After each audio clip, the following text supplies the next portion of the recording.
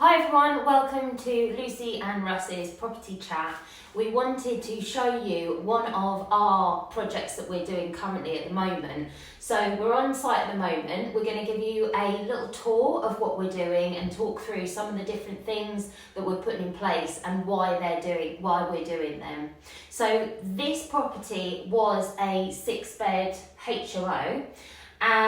We are converting it into a 6-bed HMO, which sounds a little bit strange, but what we're doing is we're reconfiguring things, making it a much better property, much better space. We're making sure that every single bedroom has their own bathroom. Yep. We were going to extend out the back, but we decided against that, didn't we? Yeah, it didn't really work financially, so we've gone with bigger rooms, nice communal space, so lifting the appeal of the house, lifting the rental income and bringing it all up to modern standards. So whilst it was compliant to when it was purchased and done a long time ago by the previous owner, it wouldn't meet, if we bought that product as it was then to today's market, it wouldn't meet all of the regulations. So we're giving it a real facelift, safety uplift, and we're going to show you around some of the things that we're doing.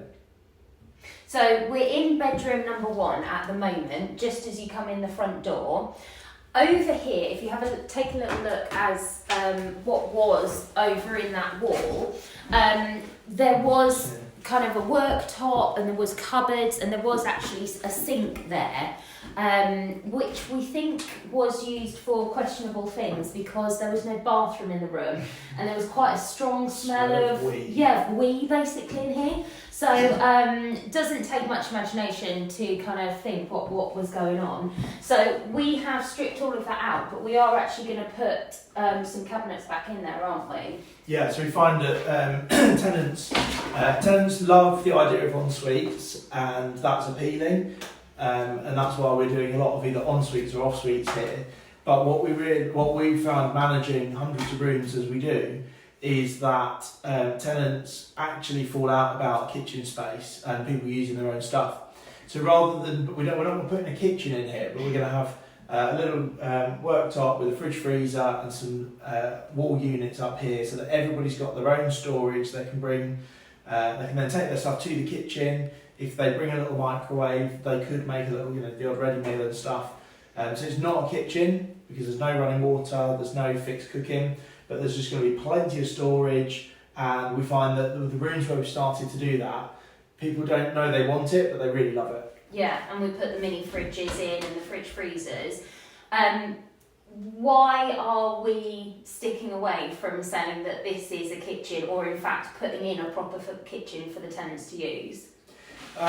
Mainly the risk of being banded individually by the room. So although technically the VOA could ban, as the valuation office agency could ban any HMO room individually, if it's got an ensuite and especially if it's got a kitchen, then it's very easy to argue that they're self-contained and therefore that's 1, 2, 3, 4, 5, 6 lots of council tax instead of just one, and that's going to take a significant amount of cash flow out of the deal because tenants aren't going to pay £100 a month more just because the valuation office agency have decided they're going to charge us council tax on each room. Yeah, exactly. That comes on to us. So I think that leads on nicely. Next, we're going to take you through to the communal area and the kitchen, and we'll show you what we've done in there to kind of make it more of a communal co-living space, to help with making it so they're not individual self-contained units. It is very much a house share. Yep. So let's go and have a look in there and show you what we're doing. Okay. Just as we go through, you'll see we've boarded out all the en-suites in here. We've got the green plasterboard, which is moisture resistant, on the inside of the ensuite. We've then got the space here for the acoustic insulation, and obviously we'll board this out on the outside with standard plasterboard. FD35 frames with the space for the intermittent strips to be fitted into the door frame to meet all the fire regulations. Just as you come through the hallway, have a little look down at the floor. It doesn't look a lot at the moment, but we're going to try and restore this flooring down here. It's what's it called, parquet flooring. So we're going to try our very best to kind of cut out bits that have come out and sort of restore it back, and then it's going to be sanded down and we're going to revarnish it, and I think it's going to make an amazing feature in the hallway with lighting and design and everything that we're going to do. So quite a lot of work in here. This is going to be the kitchen area and a communal space in the corner. What we've got here, you can see, which I actually didn't realise when you take a chimney breast out, that it actually sort of snakes up the house. I always thought it went straight up. Yeah, me too. So you learn something new every day. So this is the old kitchen. We've got the gallows brackets in here to make sure that basically the top of the house doesn't fall into the bottom of the house. So the guys have put that in to make that nice and safe, and then obviously box that in and just make a little feature out of that. We're going to have the oven here. We're going to have the sink over here where the old water supply was anyway. And then the kitchen will wrap round this side here. Be a nice big kitchen, plenty of worktop space, and then in the corner, just where the cameraman is, over here, we're going to have space for a dining table so the guys can sit and talk to each other and mingle a bit. Yeah. And then this is the biggie. So this is another big piece of work that we've done out into what was an extension. So this was previously a bedroom that was accessed with its own external door, which again, not entirely compliant with building control and HMO licensing. So we decided that rather than lose the space, because it's a fantastic size space, nearly 25 square metres, that we'd cut through. So the guys have cut this doorway into this room, lintel above obviously just to secure the structure of the building, fire door frame, and then into what will become bedroom 2. Yeah, so as we were saying in bedroom number 1, this is how we're now making it not so self-contained. It's adjoining onto the kitchen. Obviously it has everything in place to be completely safe and compliant, being next to the kitchen, being next to a risk room. You've got the fire door on there and the fire door frame, but this will now have access to the kitchen and communal living area as well. So it just opens it up. What are we doing with that door? I can't remember. Are we closing that up, or are they still going to have that entrance as well as the front? Yeah, so the plan in here, and I'll just point out a couple of bits and pieces that we're having to work around and be a bit creative with. Yeah. So we've got the old door here, which we are going to replace for a new composite door. So they will be able to have their own private entrance rather than always having to come through the kitchen. But they will be able to get into the kitchen, and it also serves as another fire escape for them. And if you look up here, you've got the old, what used to be the end of the house here. So all of this bit behind us is an extension that was added on previously. Now we can't do anything really about this without some serious structural changes. So what we've done instead is we've actually boarded up this little space here, and in this gap, because this is solid, we can't get rid of this. We really want the bed here, but it's all a bit sort of higgledy-piggledy. So what we're going to do is actually just come across, make a little sort of bedside table shelf here with a plug socket in, and then the bed will neatly fit along here, and then you're going to actually have quite a long bedside table effectively, and it's just really maximising the space, working with what's already here rather than wasting space. So if you come through to the back, we'll show you the extension. So this space here, previously where I was, this was a shower room. So you came in through the door into an open shower. It's all a bit bizarre. Yeah. And then this side here was a wall, and that was a very small, full kitchen in here. And again, that with a bathroom, a kitchen, its own front door, meant that previously this was let as a 20 square metre self-contained dwelling, which is actually against planning regs, questionable on building control, and the HMO officer, when we brought him round, actually had a little heart attack that it was being rented like this. Yeah. So he does like to do everything completely above board, doesn't he? Yeah, and that's obviously what we're trying to comply with. Yeah. So the thing about this is, although you can have a room with cooking facilities in, there does need to be an element of access to the rest of the house. So it was literally, if they just put that door in behind us that we've done, that would have made the non-compliant room a compliant room. But because that was a bedroom, you obviously wouldn't be able to join into that. So that's where we've just looked at things a little bit differently, made some nice big bedrooms, good facilities, and met all of the current standards. And we're not going to tell you where this is, because look at all this plaster that we've managed to get. It's like gold dust. Price of materials, and that's been a bit of a challenge on this project. We had to put quite a bit of funds in up front in order to secure all the materials, because timber, as we go up, you'll see how much timber we're using, Yeah. plaster, all of those things. The price is just going up and up and up by the week. So we're using angel investor finance on this project. Yeah. So we've had angel investor funds. We're paying 8% on that money.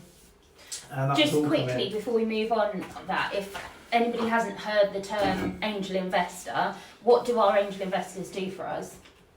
So they'll fund projects from the start. So this house was mortgageable, probably borderline, Yeah. but because of what we're going to do to it during the refurb, it wouldn't have been right to have a mortgage on it. So we've had a bridging loan, which is like a mortgage but more expensive because it's the only option. And then we've got private individuals, friends, family who've lent money to us who will get a return on that money. So it's nice income for them, because nice in the bank you're getting less than sod all, basically, is the technical term. So it's actually making their money work for them. So they benefit by getting a great return, and we benefit because we get to do multiple projects, don't we? Yeah. So and their money's not tied up in this long term.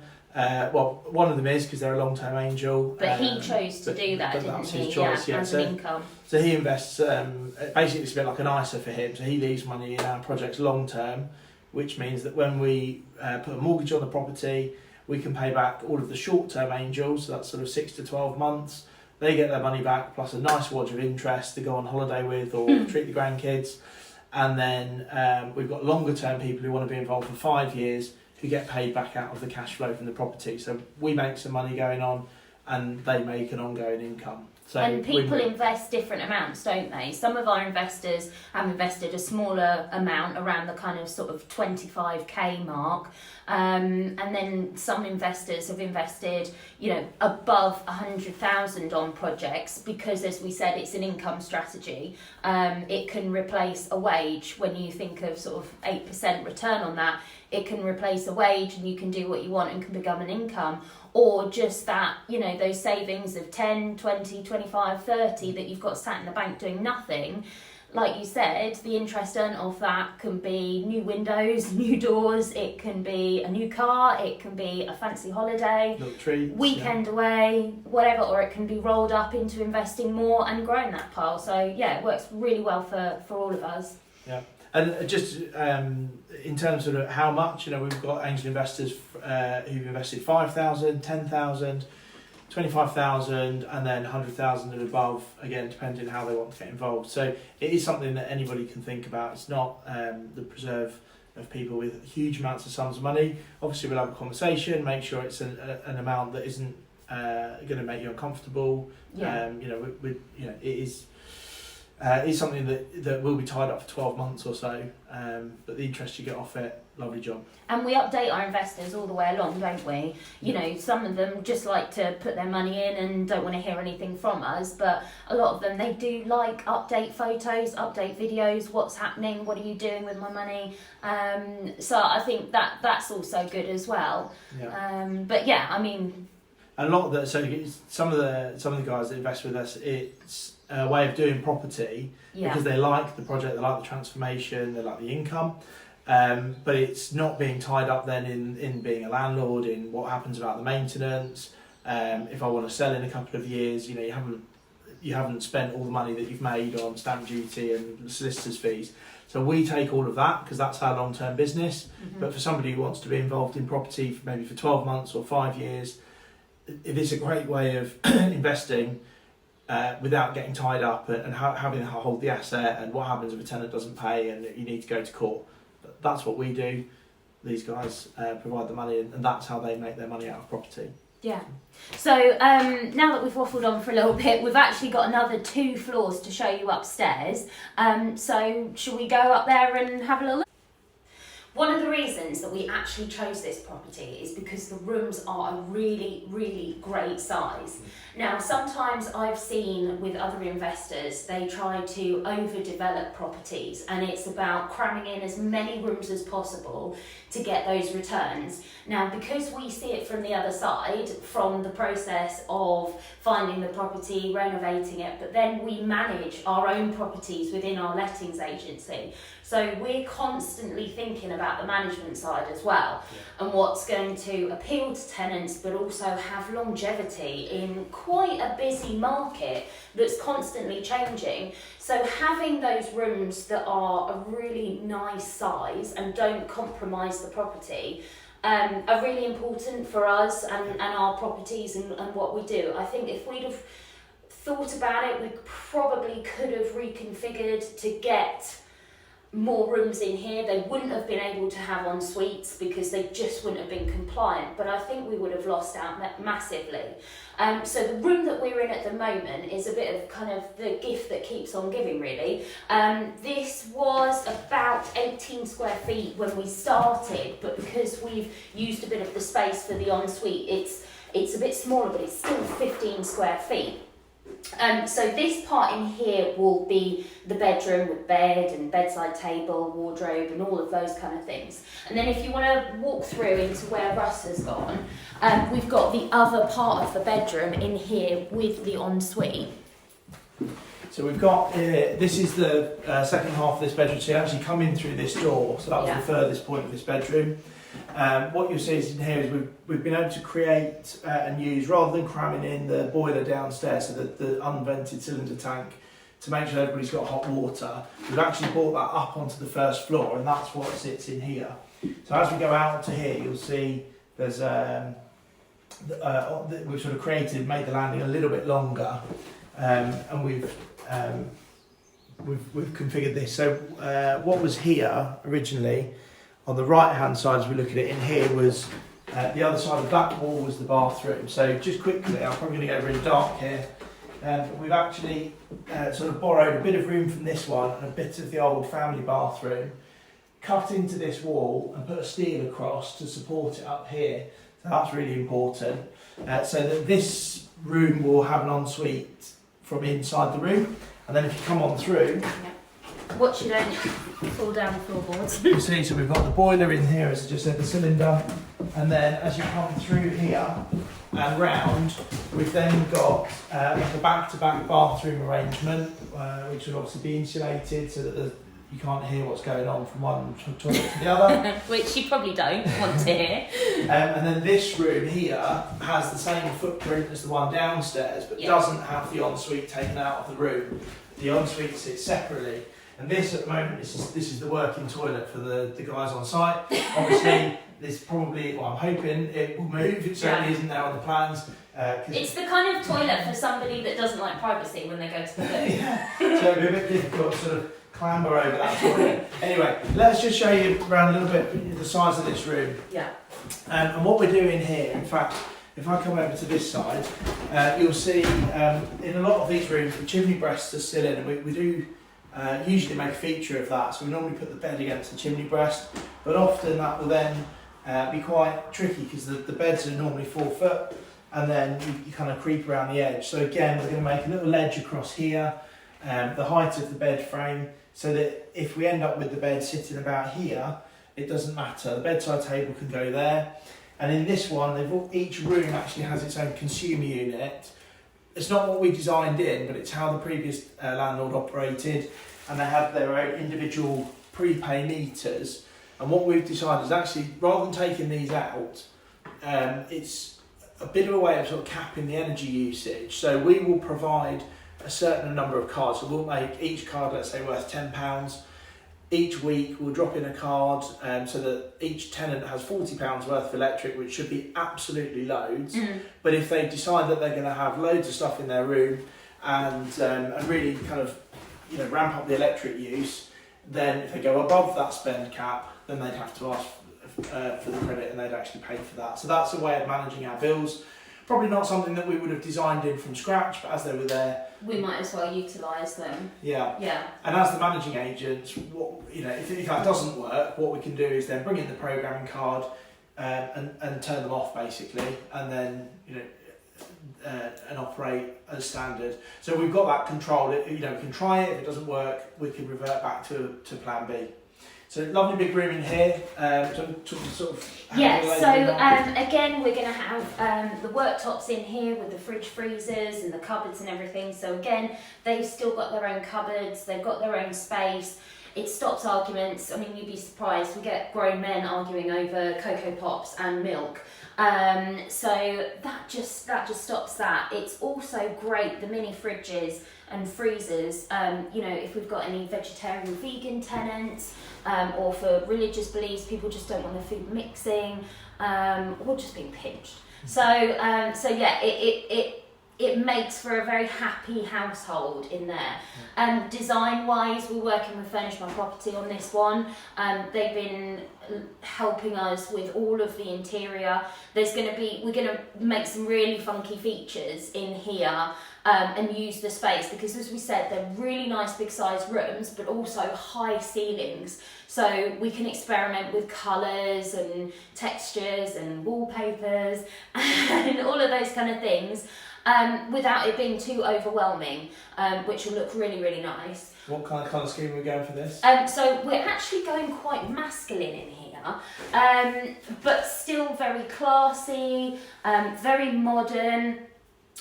We kind of have a bit of a theme within the properties that we do that just sets it aside a little bit by making a feature of the woodwork. So instead of having kind of traditional white woodwork, we're going to have some black woodwork in here, but really lighten it up by making sure that the walls that are white are a bright white, that we keep the ceilings nice and white, and we've got the nice big windows and everything, and then we've actually got some blues and some greys, which sounds a bit boring, but it's the accent colours that are going to make it in here. Now, we have all different properties that have all different designs in them, and we've done some that are brights, which are great, but we don't want the whole market to look the same, so that when all of our properties are being marketed, it just looks like the same property over and over again. Every one we want to be slightly different, and the way that we're going to actually brighten this property up is using accent colours. So we're going to use different metals, gold, silver, we're going to use kind of mustard yellows, and that's what's going to be the real feature colour. And it's quite nice because we're going to make everything tie in with the cabinets that are put in the rooms, as well, but we're going to keep it quite separate, so they're going to be one colour and the kitchen is going to be different, so it's not like it's an extension of the kitchen. It does feel like it's part of your room, yeah. It's their own space and everything. So that's the kind of theme. I mean, we will do more videos here and we'll update you as we're going along and show you what kind of design features we're doing, because we're going to try some different things with feature walls and stuff, which you've had a little bit of involvement, but still kept it kind of... normally the numbers. I do the numbers. Yeah. And I'm the creative side. I tend to leave on the creative side, yeah. Also, if I showed you some of the wallpapers, then to look at them, one of the last houses we were doing, apparently we were told by our site manager the other day, as the guy was unrolling the wallpaper, he was laughing. But it's up on the wall now, and it's a statement, and it looks fantastic. So from a tenant point of view, when they're coming around and they're viewing, and they've got a day full of viewings, everybody's going to remember that house with the communal wall that stands out and looks really funky. It's when you have guests round, it's a talking point, and it makes the communal area, that is kind of no man's land in the house. That's not your room. You can make your room feel like your room with your style, but the communal area belongs to everyone, so it's quite cool. You know, if you went to a restaurant and the way that it's laid out, that's not necessarily how you would have your kitchen or your dining room, but it's a great feature when you're eating out. So yeah, that's what we're trying to do there. As you say, the personalisation in the room with the accent colours, it's then neutral enough. It looks stunning, but if somebody doesn't like it, they can see through it. So everyone, I can take that out, and I can put my own artwork up, and boom, it's practically a different room. We always try and pick colours that you could, if your favourite colour's pink or blue or yellow, that colour would still complement it. They're not neutral colours, but they're kind of colours that you can really work with and need an accent colour to sort of pick out. Yeah, pop. Yeah, that's a good word. Yeah. I think another thing, just kind of we bypassed as we went through. You talked about the boiler system that we're going to be putting in here. Now this is going to be 6 people, 6 bathrooms, a big kitchen downstairs where we're going to have washer dryers, people will be washing up, using the taps and everything.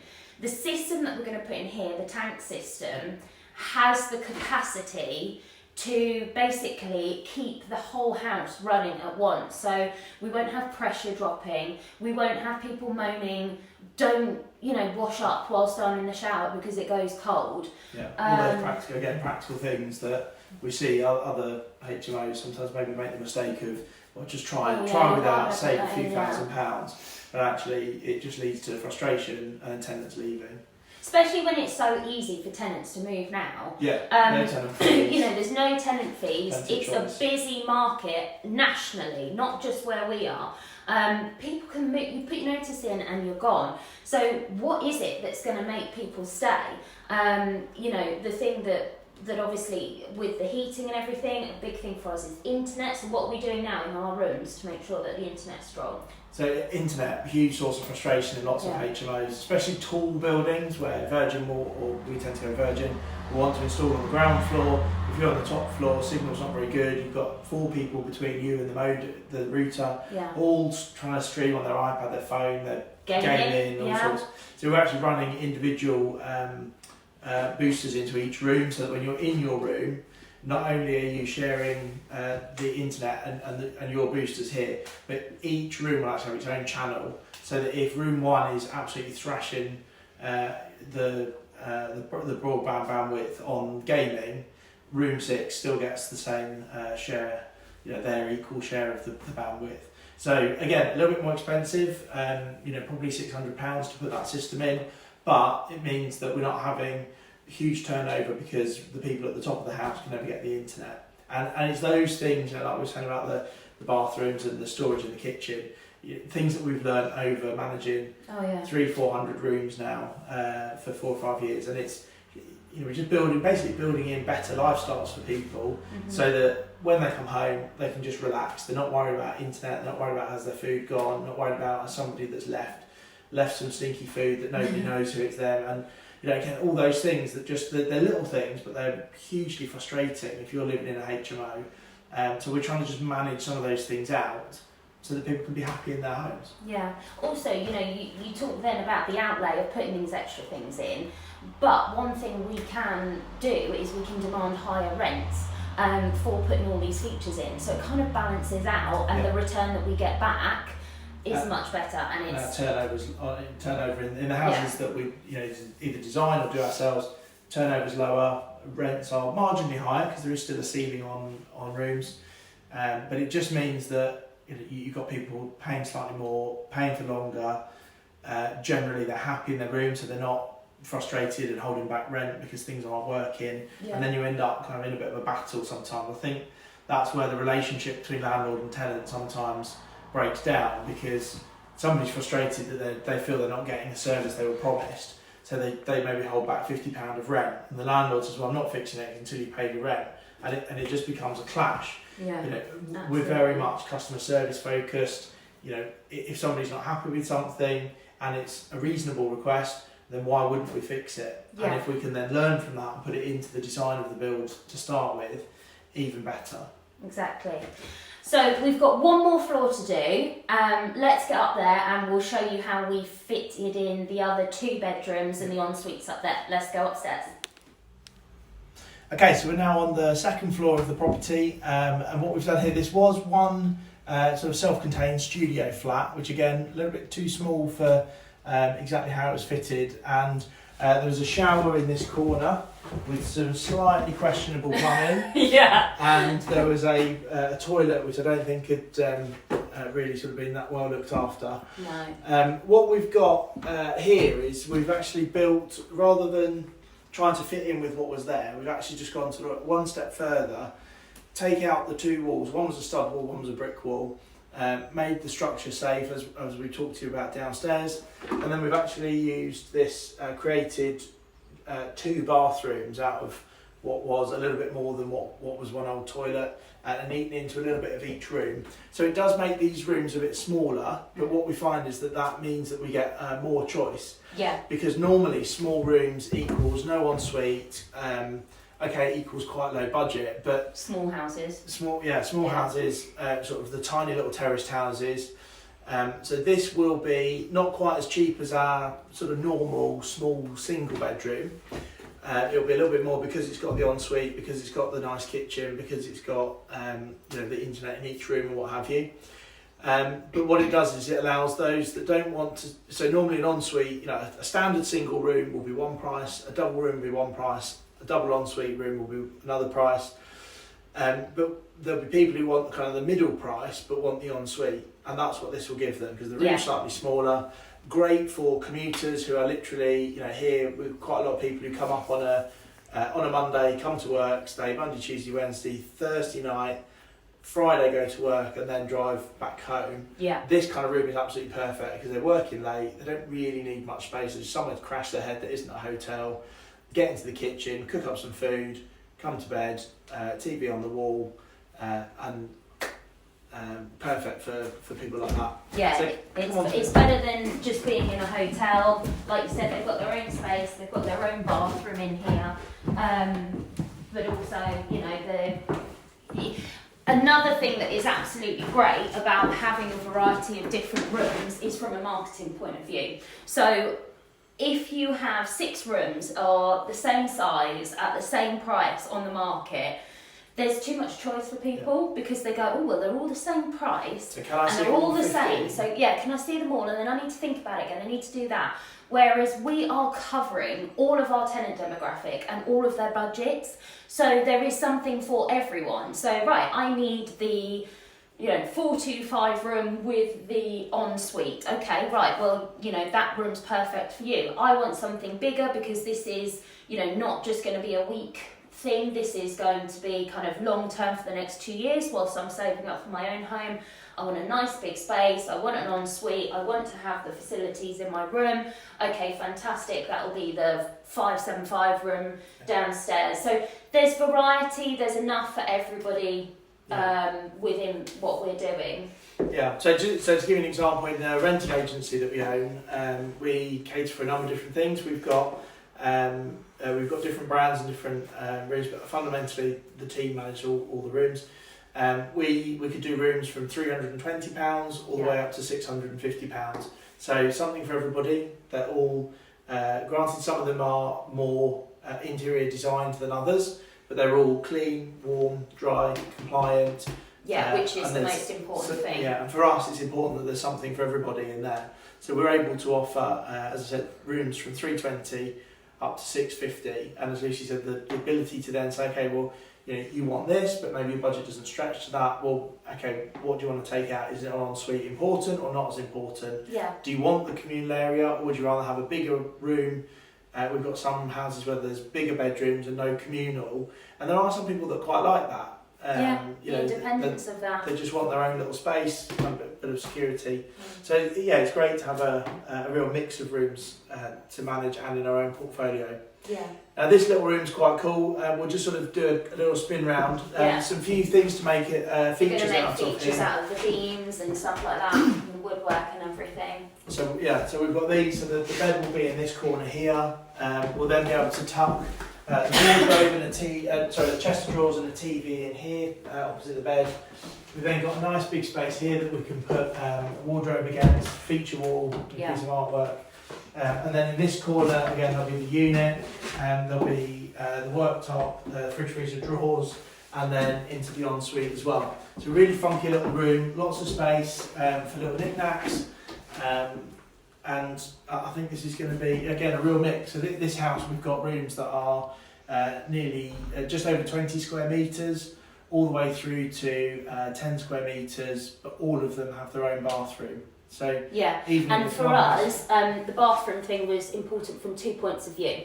So firstly, making sure that all of our tenants had their own bathroom in the property, but also from a lending perspective. So our crucial thing that we wanted from this property was at least 6 rooms with 6 bathrooms, whether that was a combination of en-suites and off-suites. Luckily, we've been able to reconfigure this property so that we could get 6 en-suites in here, which is absolutely fantastic. But for us, as the lending that we're going to get off the back of this then makes the deal stack up for us. So hopefully you've enjoyed your tour of the property. As we said, we will keep you posted on what we're doing here and what we're doing with other projects. If you'd like to see how you can get involved with investment with us, then just put something in the comments or directly message me. Like and subscribe to our page, and we will be putting lots more content out for you.